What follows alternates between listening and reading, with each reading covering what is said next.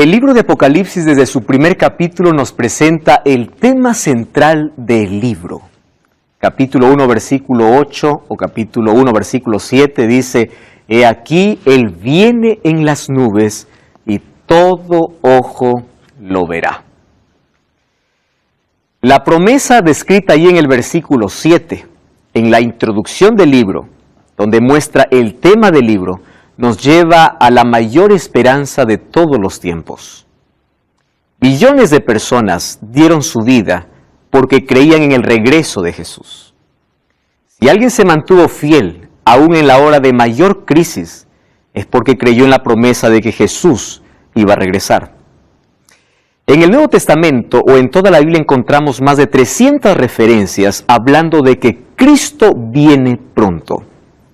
Cuando se levantó la iglesia profética, después de 1844, un pueblo que tiene un mensaje especial para el tiempo del fin, según Apocalipsis capítulo 14, versículos 6 al 12, tenía no solamente entre su mensaje, sino entre su nombre, decir de que Cristo vuelve pronto.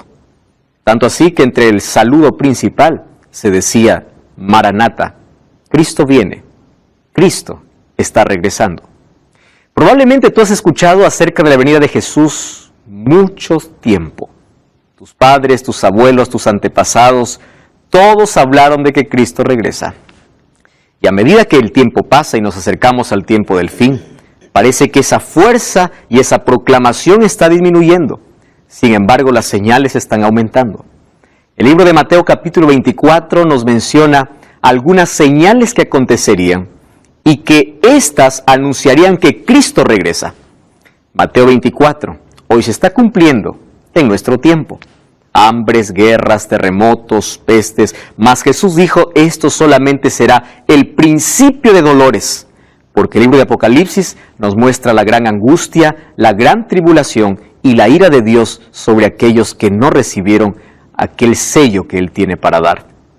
Hoy vamos a hablar acerca de ese punto culminante. Todo Apocalipsis terminó toda visión terminó con la venida de Jesús. Y vamos a hablar sobre ese punto. ¿Cómo vendrá Jesús? ¿Para qué vendrá Jesús? ¿Con quién vendrá Jesús? ¿Cuál es el motivo de su regreso? ¿Y cómo vamos a ir al cielo para vivir con Él? Bienvenido una vez más. Bienvenido a Biblia Fácil. Un grande abrazo para ti que estás viendo el programa en diferentes lugares de Sudamérica, Centroamérica, Norteamérica o en cualquier lugar del mundo. Dios te bendiga, gracias por permitirnos acompañarte cada semana y gracias también porque nos esperas como siempre, allí con Biblia en mano. Bienvenidos amigos, estamos llegando a la parte final aquí de nuestra temporada.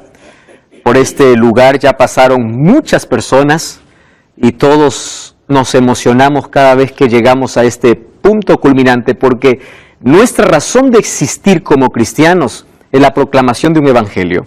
Y la proclamación del evangelio tiene que ver con la buena nueva, con aquella esperanza del regreso de Jesús. Nuestra esperanza se enfoca en que Cristo vendrá para poner fin a la muerte, al dolor, al pecado y sus consecuencias. El diablo ya está vencido, mas falta ser destruido. Y cuando sea destruido el diablo, será destruido el pecado, será destruido la muerte, todo tendrá un final. Y a ese punto hoy vamos a llegar y vamos a dejar que la Biblia pueda respondernos cómo acontecerá ese momento tan solemne de la historia. Para ello, vamos a cerrar nuestros ojos.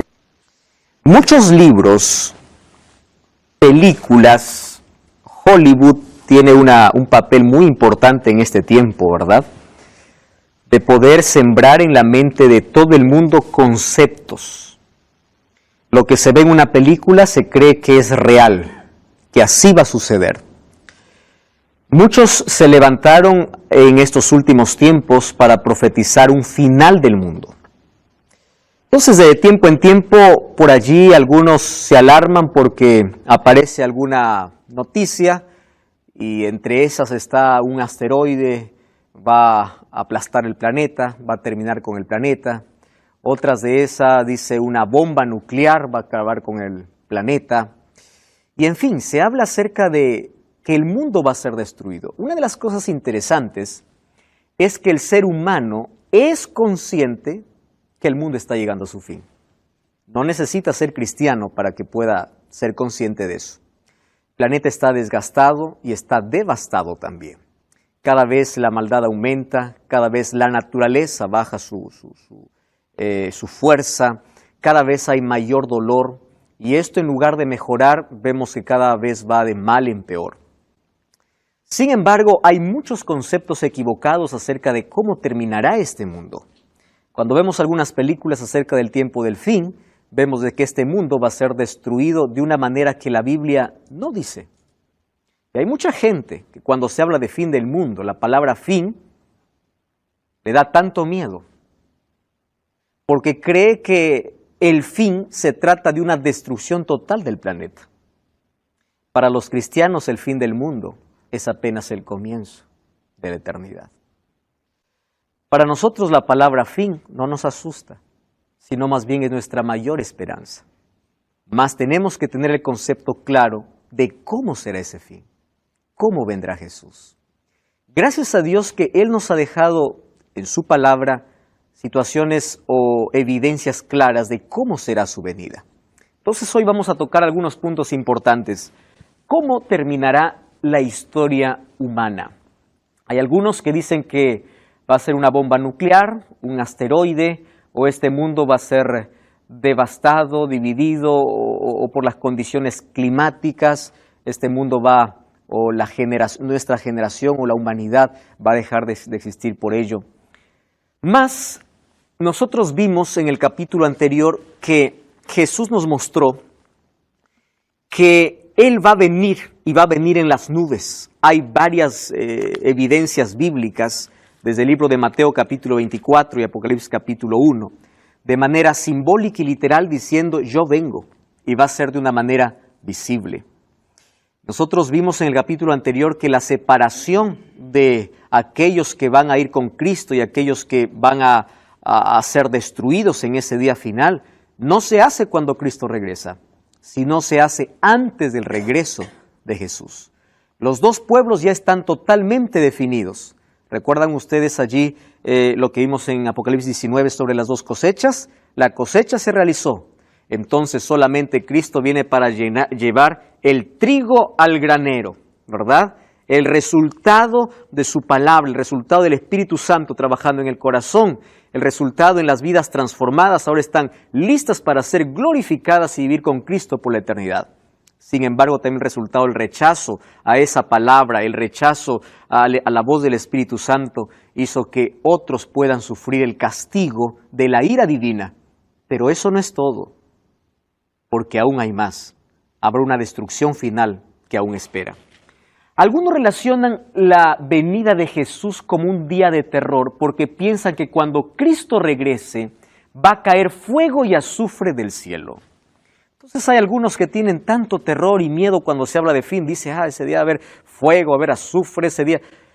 Cuando la Biblia nos dice que la venida de Cristo no será de esa manera. Van a haber algunos fenómenos naturales, es verdad, pero la venida de Cristo será un día donde habrá dos emociones.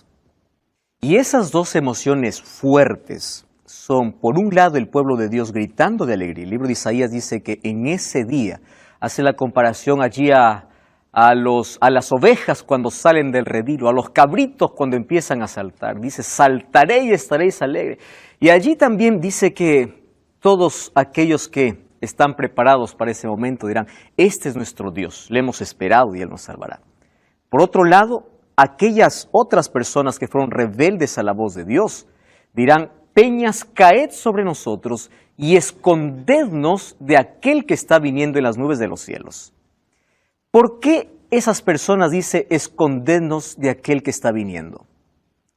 Porque aquel que está viniendo es alguien que ellos conocen. Rechazaron toda su vida.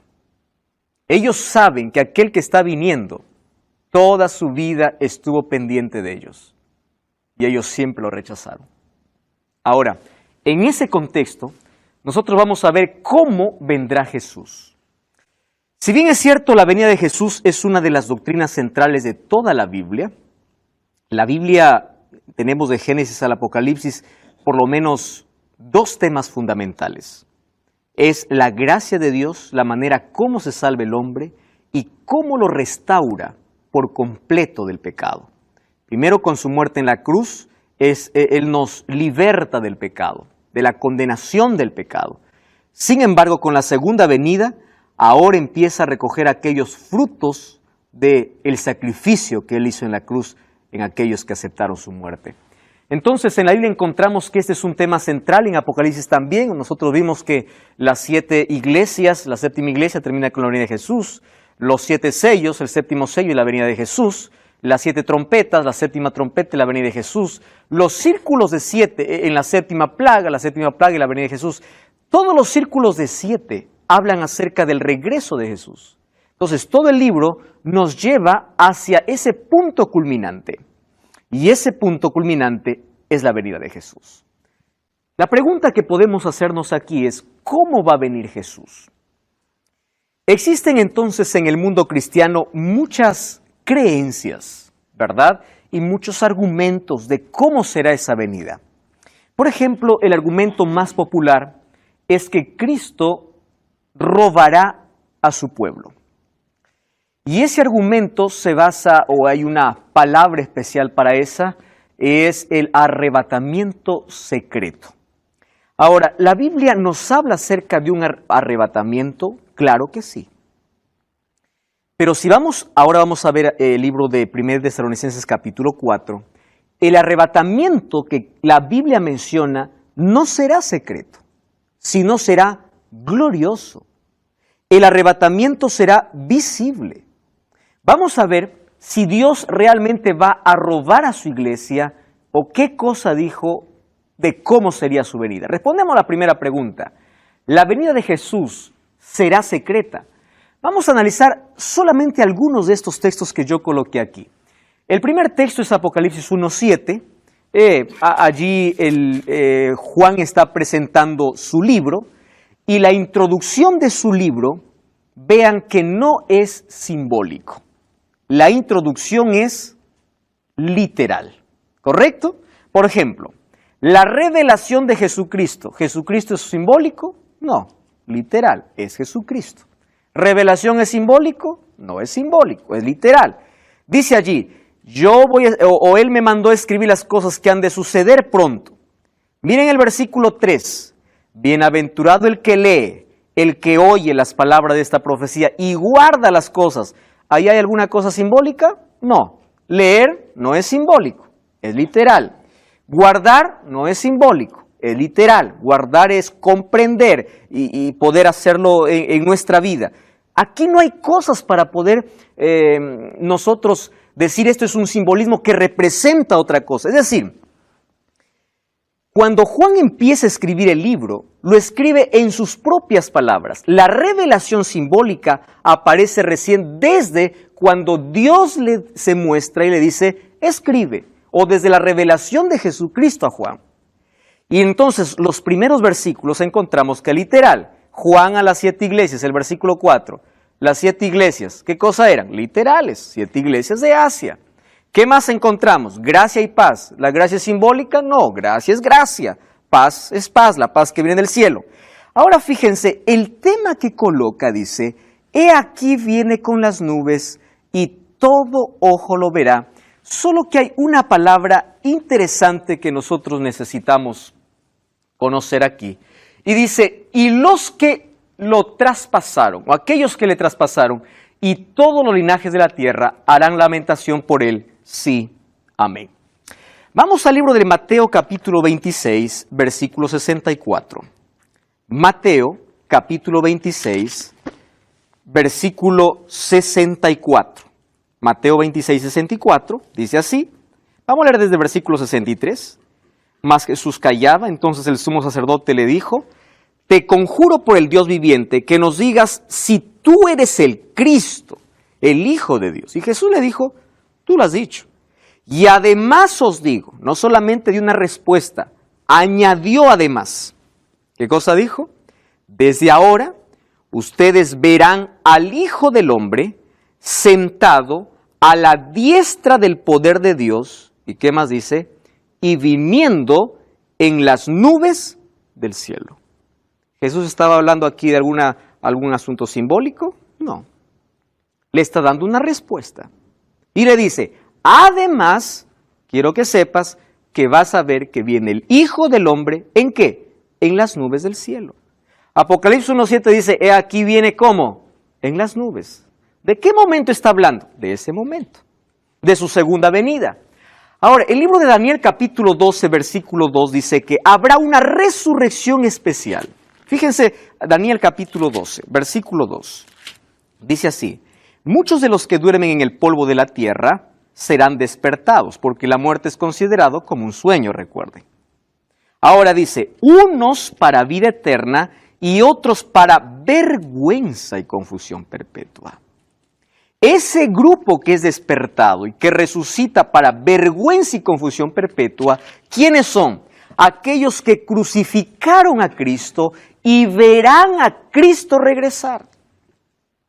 Sin embargo, la evidencia más clara de que la venida de Jesús no será secreta, sino será literal, está en Hechos capítulo 1. Vamos a Hechos. Hechos capítulo 1. Esta es la evidencia más clara para poder responder esta primera pregunta.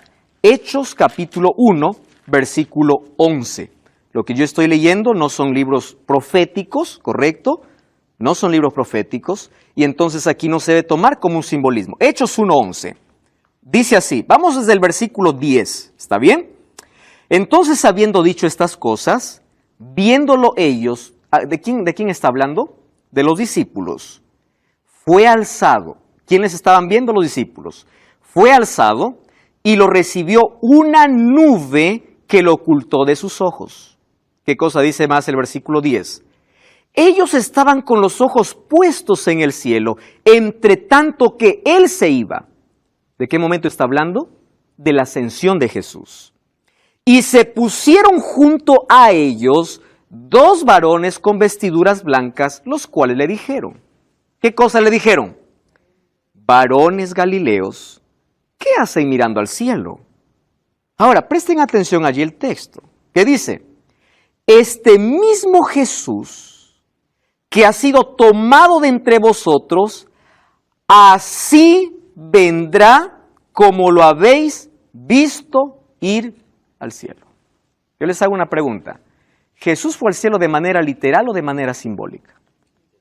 Literal. Entonces dice, ¿cómo fue? Ellos lo vieron. Tomando esto, Juan dice, todo ojo lo verá, porque cuando Jesús se fue, lo vieron.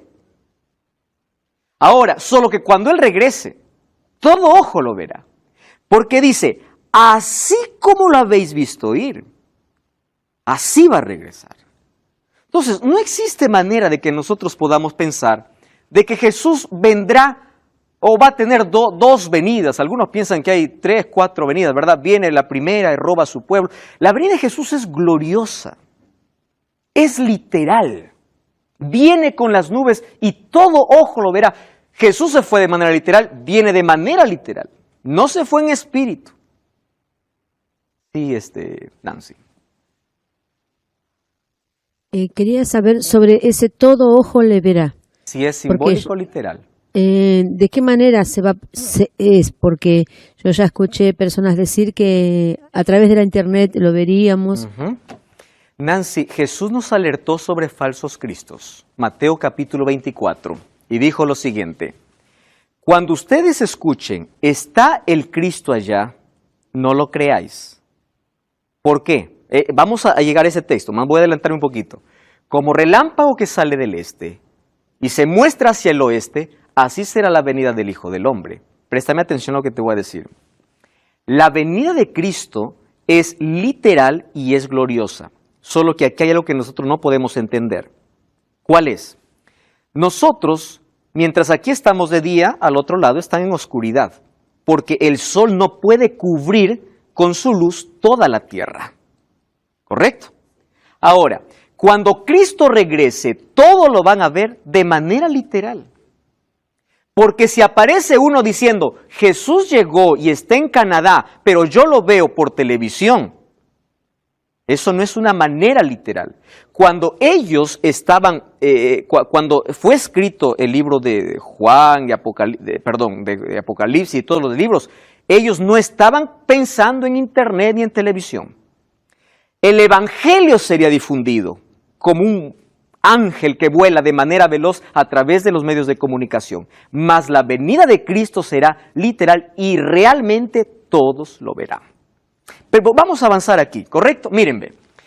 Mateo 24 habla acerca de señales de la venida de Cristo.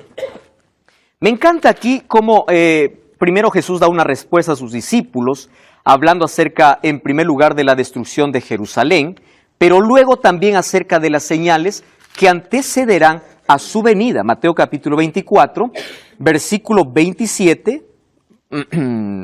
Vamos ahí al versículo 26, desde el 26. Dice así: así que si os dicen, mirad, aquí lo que estaba diciendo Nancy, está allí en el desierto, no salgáis.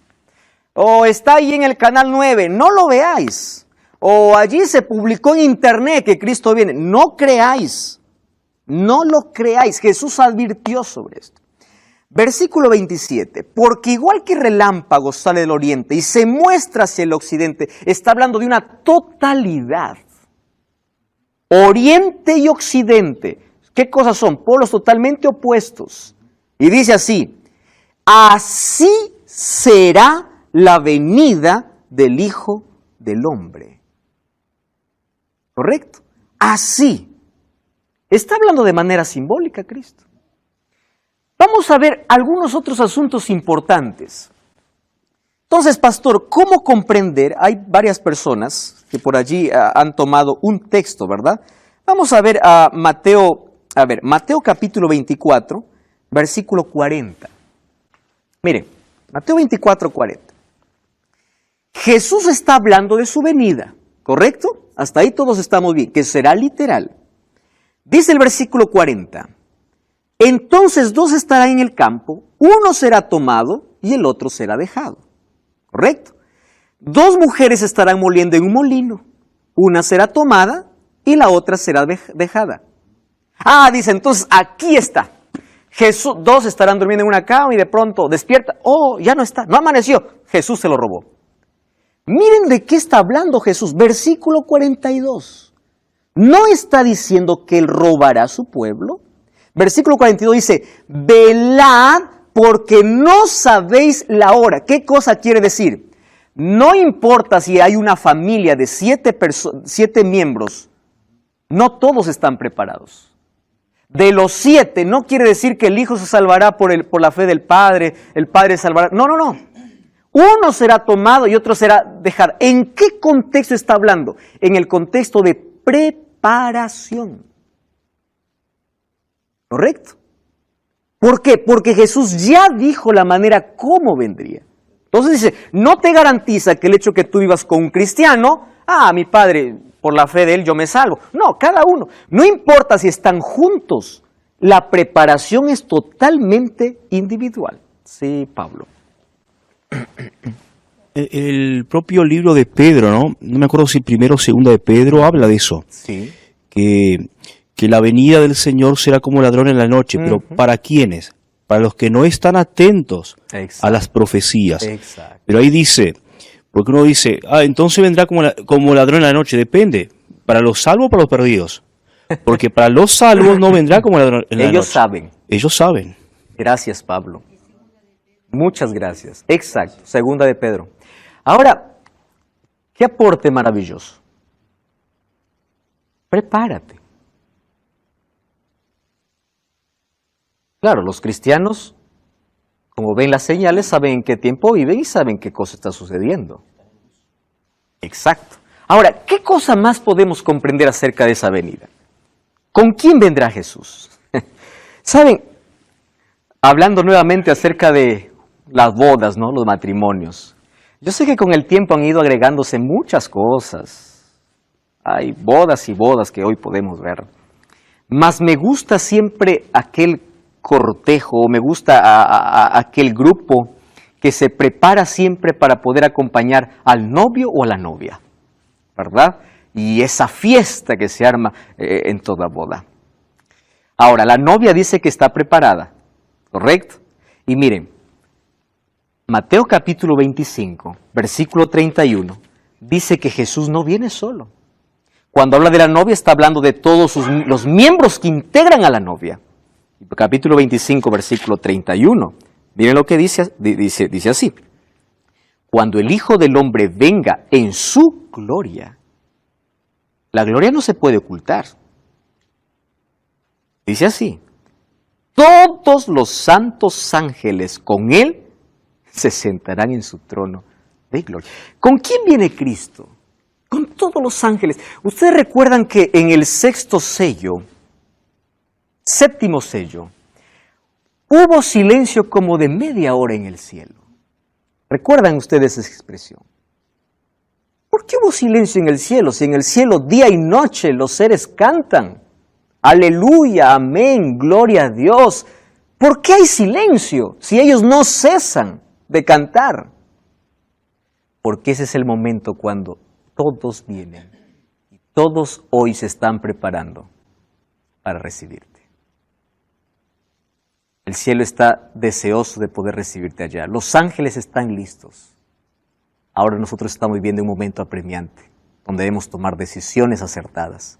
Hoy estamos hablando acerca de la venida de Jesús. Entonces la primera característica dijimos que su venida será literal, ¿correcto? No será simbólica. ¿Por qué algunos que dicen, no, a Jesús lo veremos con el ojo de la fe, ¿verdad? Otro dice, no, Jesús no se va a ver. O otro dice, Jesús ya está en espíritu y Jesús ya vino aquí a la tierra. No. La venida de Jesús, la segunda venida de Cristo, es literal. Ahora, fíjense, vimos que con Jesús vendrán todos los ángeles. Además, ellos tienen una misión especial. Mateo capítulo 24. Vamos a Mateo capítulo 24, versículo 31. Allí dice así, Mateo 24, 31. Entonces enviará a sus ángeles con gran voz de trompeta y juntará a sus escogidos de los cuatro vientos. Cuando habla de los cuatro vientos, está hablando de la totalidad de la tierra. Nancy, aquí una vez más respondiendo a tu pregunta. Los cuatro ángeles, dice que enviará a los cuatro vientos. La totalidad, su venida es literal, todo ojo lo va a ver, porque los cuatro ángeles se encargarán de ¿qué? De juntar a sus escogidos desde un extremo hacia el otro.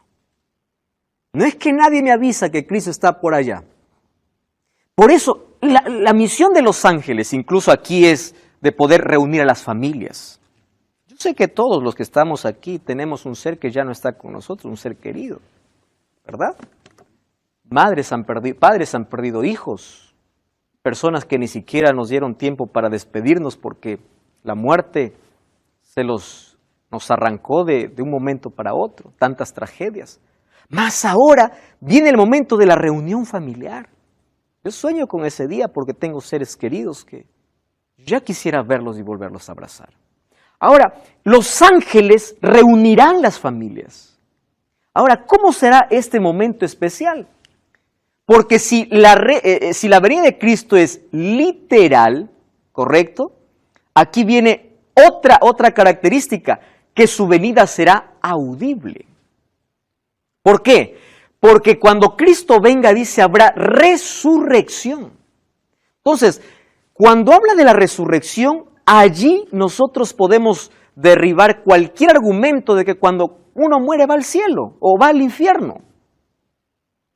Porque si cuando una persona muere va para el cielo, ¿a quién va Jesús resucitar? O Jesús que lo va a decir, a ver alma, vuelve, aquí está disfrutando, pero vuelve, a ver, vamos a hacer una resurrección, de ahí nuevamente te traigo con el cuerpo. Es imposible. El término alma en la Biblia, según Génesis capítulo 2 y 7, es ser humano. Eclesiastés 12:7 dice que la muerte, ¿qué cosa es? El cuerpo vuelve al polvo, el espíritu, ¿cuál es el espíritu? Pues es aliento de vida, no hay nada más que salga del cuerpo. Entonces, habrá allí una resurrección. ¿Qué acontecerá con los justos muertos? Entonces, vamos a ver qué dice la Biblia. Me encanta este texto, créanme que es el texto que mayor esperanza ha traído a mi vida. Yo ya enterré a muchos seres queridos, mas este texto hace que yo pueda hasta llorar de emoción, pueda emocionarme, alegrarme, porque sueño con este momento solemne. Cuando yo voy a un funeral, no dejo de leer este texto, me da esperanza. 1 Tesalonicenses capítulo 4, versículo 16. Miren lo que dice, capítulo 4, versículo 15. Os decimos esto en palabra del Señor, que nosotros que vivimos, que habremos quedado hasta la venida del Señor, ¿qué cosa dice? No precederemos a los que durmieron. Es decir, nadie va adelante al cielo. ¿Correcto? Nadie precede. No es que uno ya están disfrutando. Los únicos que están en el cielo son los 24 ancianos y las personas que nosotros vimos que Dios los arrebató. Enoc, Elías y Moisés. ¿Correcto? Ahora, fíjense aquí. Dice el versículo 16.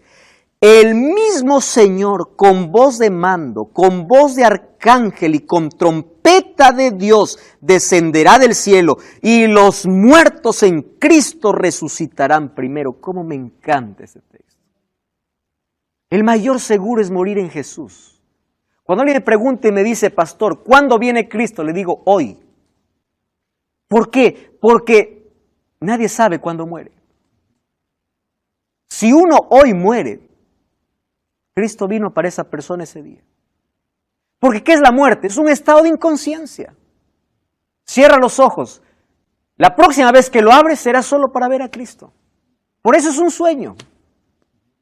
Más aquí dice, los muertos en Cristo resucitarán primero. ¿Por qué dice primero? Porque habrá una segunda resurrección.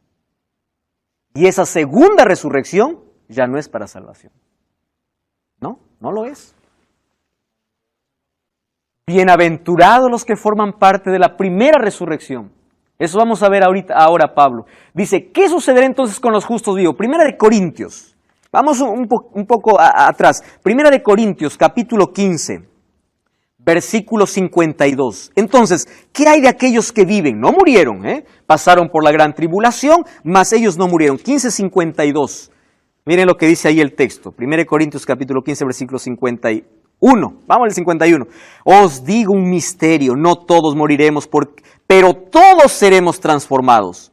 En un momento, en un abrir y cerrar de ojos, a la final trompeta. ¿De qué trompeta está hablando? Exacto, de esa séptima trompeta. De esa trompeta que despierta a los muertos. ¿Qué cosa dice? En un abrir y cerrar de ojos, seremos transformados. A la final trompeta, porque se tocará la trompeta, los muertos serán resucitados. ¿Cómo resucitarán los muertos? Incorruptibles. ¿Qué significa incorruptible? Perfectos. Aquellos que murieron con limitaciones, ¿cómo se despiertan? Perfectos. ¿Y aquellos que están vivos? Ellos son, ¿qué cosa? Transformados. Ese es el momento de la glorificación donde el lino del vestido de la novia brilla. ¿Por qué? Porque no hay más rastro de pecado. Allí Jesús nos libra de la presencia del pecado. Ahora no. Cuando Él venga, en el momento de la glorificación, de la transformación. Ahora fíjense, si los muertos resucitan y los salvos son transformados, ¿quién fue arrebatado antes? Nadie. ¿Comprenden esto? Por eso es que no existe arrebatamiento secreto. Porque si los muertos resucitan cuando Cristo venga y los que están vivos allí son transformados, quiere decir que nadie fue arrebatado antes. La Biblia es clara al respecto. Número 2. ¿Qué sucede con los impíos? Apocalipsis 25, el texto que Pablo ya me ganó allí en mencionar. Apocalipsis capítulo 20. Versículo 5. Dice así la Biblia. Fíjense, pero los otros muertos, ¿cómo es que los muertos están clasificados aquí? Los otros muertos no volvieron a vivir hasta que se cumplieron 1000 años. Quiere decir que hay 2 clases de muertos y hay 2 resurrecciones diferentes. Los que murieron en Cristo resucitan primero y los otros esperan 1000 años. ¿De qué está hablando? Eso vamos a ver en el próximo capítulo de Biblia Fácil, cuando hablemos acerca del milenio. Bienaventurado el que tiene parte, dice, en la primera resurrección. La segunda muerte no tiene poder sobre ellos, claro, porque ya resucitaron y están salvos para siempre. sino que ellos serán sacerdotes de Dios y reinarán con Cristo 1000 años. Gloria a Dios por eso. Ahora, vamos a lo siguiente. ¿Qué sucederá con los impíos vivos? Según Tesalonicenses 2:8 dice, entonces se manifestará aquel malvado, a quien el Señor derrocará con el soplo de su boca y destruirá con el esplendor de su venida. Es decir, los impíos, aquellos que rechazaron a Cristo, solamente morirán con el resplandor. Pregunto, ¿cae fuego allí? No. ¿Qué cosa sucede con los impíos? Mueren. Pastor, ¿y en qué momento cae fuego y azufre para purificar la tierra? Eso vamos a ver en el próximo capítulo. Jesús cuando viene solo viene para llevar a sus hijos. ¿Correcto? Cuando dice aquí vengo pronto y mi galardón conmigo. El premio. Yo les pregunto, ¿qué premio necesita el hombre? ¿Hizo algo para merecer un premio? Nada. Pero dice, vengo con tu recompensa. ¿Cuál es la recompensa? Unos para vida eterna, y la recompensa del otro sería consecuencias de su rechazo abierto hacia Dios. Ahora, nosotros, ¿qué más podemos saber acerca de la venida, o necesitamos conocer de la venida de Jesús? ¿Existe alguna fecha para la venida de Jesús? Pablo, tú ya escuchaste allí en tu ciudad, allí en tu iglesia, cómo algunos ponen fechas de tiempo en tiempo para decir que Cristo está viniendo. Y es lamentable, ¿verdad?, cuando uno ve a un grupo de personas y tiene la convicción necesaria, y ya varias fechas se han dicho acerca de que el mundo va a terminar o que Jesús viene. Hay algunos, desde Guillermo Miller, y cuando Guillermo Miller se le preguntó y le dice, ¿tú por qué pusiste una fecha si la Biblia dice la venida de Jesús nadie lo sabe? Entonces él decía, sí, pero Jesús es Dios y Dios sí sabe. Entonces, bueno, él colocaba allí algún argumento para poder respaldar allí su idea. Sin embargo, Jesús fue claro al respecto. Mateo 24:36 dice, pero el día y la hora nadie lo sabe, ni aun los ángeles en el cielo. Es decir, esto es el asunto más secreto celestial. Ahora, presten atención aquí. La venida de Cristo está marcada. Está marcada. Jesús sabe en qué momento. Dios sabe en qué momento. Pero no es menester revelar eso al ser humano. Por eso es que en ningún momento dijo cuándo vendría. ¿Por qué creen? Dios nos explicará en el cielo muchas preguntas que yo tengo que hacerle, ¿verdad? Y yo sé que todos nosotros tenemos que hacer tantas preguntas a Dios, misterios que aquí no son resueltos. Pero ¿ustedes creen que hubiese sucedido si Jesús nos hubiese dicho el día y la hora que Él viene? ¿Cómo somos los seres humanos? Para dar un examen, ¿cuándo estudiamos, Gabriel? Y la última noche, ¿verdad? Yo me amanezco porque mañana tengo examen. Jesús hubiese dicho, yo vengo el 2018. Nadie me entienda que estoy poniendo una fecha, estoy poniendo una hipótesis porque hay por ahí personas que pueden tomar una palabra que yo digo y pueden sacar cualquier cosa. Y va a decir que yo he dicho que Jesús viene en el 2018. Vamos a imaginar, ¿verdad? Que Jesús dijo, yo vengo en noviembre del 2018. La gente dijera, pues falta para noviembre, ¿no? Falta. Yo me voy a arrepentir, voy a disfrutar todavía la vida, y me voy a arrepentir ¿cuándo? En octubre.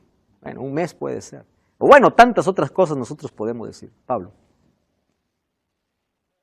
Ese texto ahí es un poco, o hacen polémica, ¿no? Lo que son los arrianos, para negar la deidad de Jesús, diciendo, si Jesús no sabía, Él no puede ser Dios, porque Dios sabe todo.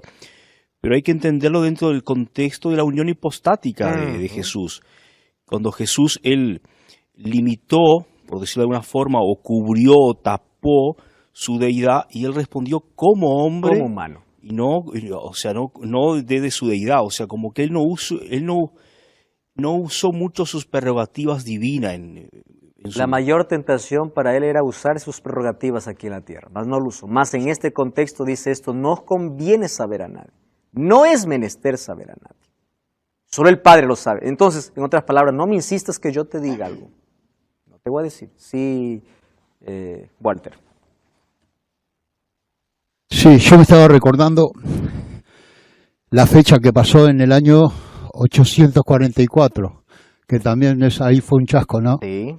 Ahí está. Más eso estaba profetizado. Recuerdas que primero el mensaje era dulce y luego amargó. Sin embargo, esa profecía nos llevaba a un evento importante. Guillermo Miller y todo el grupo no estaba equivocado en la fecha, estaba equivocado en el evento. Porque no era la fecha en sí, era el evento. Cristo no volvía. En el cielo estaba iniciándose un juicio. Ese tema de 1844, ¿no?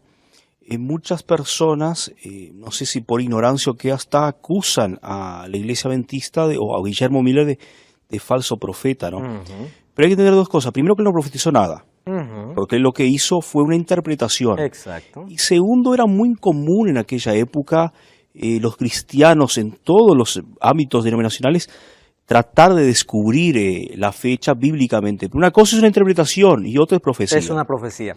Querido Pablo, recordemos además que lo que llevó a un reavivamiento en ese tiempo, a saber sobre cuándo vendría Jesús, era por los acontecimientos que ocurrieron en ese periodo. 1798, el Papa fue prisionero. 1833, meteoritos cayeron del cielo, estrellas cayeron del cielo. 1755, el gran terremoto de Lisboa. El día oscuro de la historia, 19 de mayo de 1780. Tantos acontecimientos, como hoy, ¿verdad? Entonces la gente dice, bueno, esto nos lleva a algo. Algo está ocurriendo, algo va a ocurrir. Entonces era común en ese tiempo ver, hay un despertar para saber qué cosa está bien. Entonces ahí Guillermo Miller llegó a una fecha. La fecha era correcta, mas el evento no era correcto. No podemos saber la venida, cuándo viene Jesús. Sin embargo, ¿cuáles serán las condiciones de vida después de la venida de Jesús? Lo más lindo en Apocalipsis capítulo 21, versículo 4. Allí dice que una de las cosas que serán destruidas es la muerte, porque no habrá más lágrimas. Nuestro mayor enemigo aquí es esa consecuencia del pecado. Es la muerte, es el sufrimiento. Ya no existirá más, todo cambiará. La venida de Cristo pondrá punto final a la historia de pecado y de este planeta. Ahora, el momento glorioso de esa venida está aproximándose. Me encanta la idea, me encanta ver algunos carteles, algunos lugares donde pone la imagen de Jesús y dice, Cristo viene pronto. Sin embargo, la palabra pronto parece ser muy larga. En nuestros tiempos parece ser muy larga. Por eso que el libro de Segunda de Pedro responde y dice, no piensen que Cristo se está demorando. Sin embargo, yo quiero que ustedes puedan reflexionar en algo que Jesús mencionó. ¿Recuerdan ustedes la parábola de las 10 vírgenes? Hay una expresión que Jesús dijo. Claro, era una parábola. Más de allí, nosotros extraemos lecciones espirituales. Y esa parábola está hablando justo del momento del cierre de gracia en el cielo. Porque cuando se cerró la puerta, entonces nadie más pudo entrar.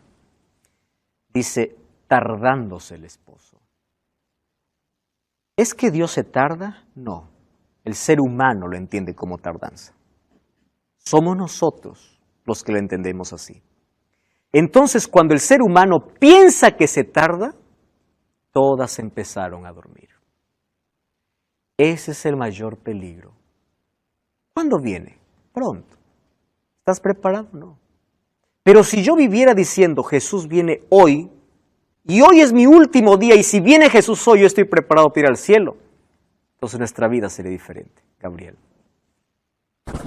Sí, una de las cosas que últimamente se escucha, no sé si últimamente, pero siempre que se toca ese tema, hay algunos que te dicen, eso ya lo escuché desde que nací, me dicen que Cristo vuelve, pero no vuelve nunca. Exacto. Entonces yo ahí veo que es una cuestión de que el ser humano tiene que individualmente entenderlo y prepararse, porque ahí da la respuesta que todavía no estamos preparados. Gracias, Gabriel. Por causa de esa connotación. Ahora, Gabriel, cuando tú escuches a alguien diciendo, y escuché eso tantas veces, y yo ya no creo, dile, justamente en ti se está cumpliendo una profecía.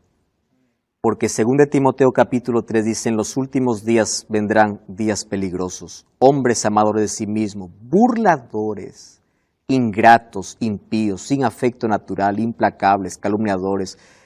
Pareciera que aquí el apóstol, o aquí Timoteo está describiendo con exactitud nuestra sociedad actual.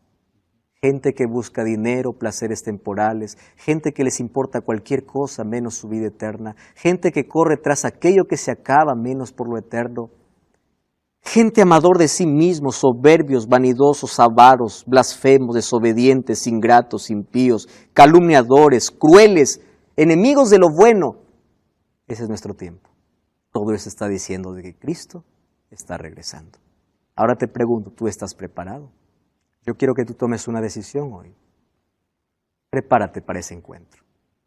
El cielo está esperando el momento cuando Cristo dé la orden y diga, vamos a recoger al pueblo. Los hijos de Dios están esperando el momento cuando Cristo diga, venid benditos de mi Padre. Y tú estás preparado para ese grande día. Piensen. Hay un Dios que está a punto de iniciar una obra extraordinaria en tu vida. Cristo te ama y eres lo más valioso para Él. Estoy hablando para ti que en este momento estás pasando por una crisis profunda. Para ti que estás con el dolor de haber perdido un ser querido. Piensas que todo ya acabó. Buscaste morir más de una vez porque piensas que la vida no tiene salida. Muy pronto Cristo viene para curar tus heridas. Muy pronto Cristo viene para poder cerrar este capítulo más oscuro de la historia de pecado. Te ama, quiere verte en el cielo. Aquella obra que inició en tu corazón la terminará. Todo lo que tienes que hacer es permitir que Cristo sea tu Señor. Y hoy te desafío a dar un paso de fe. Hoy te desafío a levantarte allí donde estás y decir, Señor, yo te entrego mi vida. Estamos viviendo en la parte final de la historia. Yo quiero estar preparado para cuando tú regreses. Quiero que tu Santo Espíritu pueda trabajar en mi vida. Por eso hoy, como en los otros programas, yo te desafío a levantarte allí donde tú estás, porque yo voy a orar por ti.